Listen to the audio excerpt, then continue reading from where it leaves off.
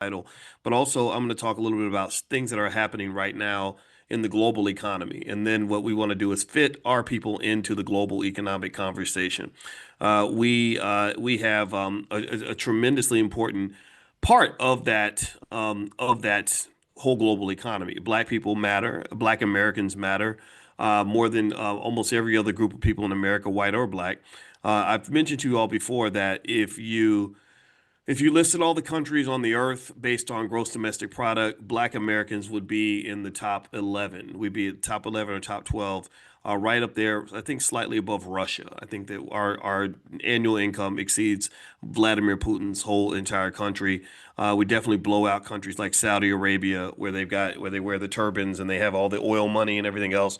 That oil money ain't nothing compared to black money. And this is kind of interesting, right? Because it's a contrast to what we're constantly told. Like we're constantly told that, being black means you're poor, being black means you ain't got nothing. And the only reason you think you don't have anything is because you're comparing yourself to the richest people on the planet. So never, ever, ever let anybody delude you into thinking that black wealth is not powerful, that we don't have something that is extraordinary. We just have to harness that power, right? We have to harness what we have. And if we harness what we have and we use what we have effectively, then that will grow into something pretty amazing, something that we can actually pass on to the next generation. We've got every single thing that we need. The only thing that we need that we don't quite have is each other. We need each other.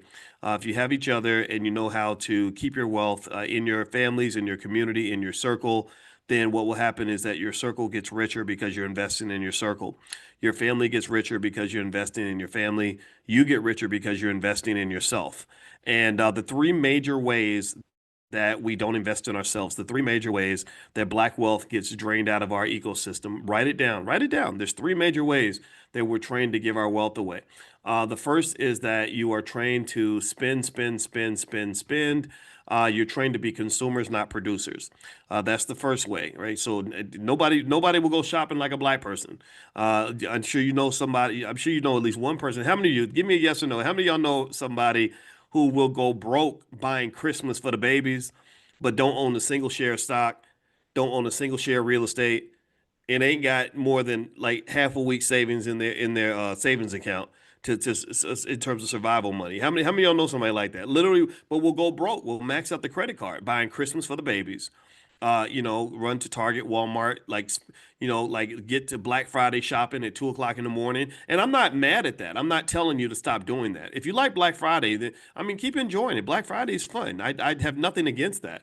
But that is unfortunately a problem if you don't have balance. Like if you're not also investing in yourself as much as you're investing in those companies that you're shopping with, then you're going to end up having an economic imbalance and you're going to be malnourished. You're going to have financial malnutrition. Financial malnutrition is just like regular malnutrition, where your body doesn't have all of the minerals and nutrients that it actually needs. So you might have an oversupply of zinc, but not enough magnesium. So basically, it doesn't make zinc bad. It just means maybe you need to focus less on zinc and a little more on magnesium and have both of them in your body. Same thing is true here. Look, I'm not here to tell you to stop consuming.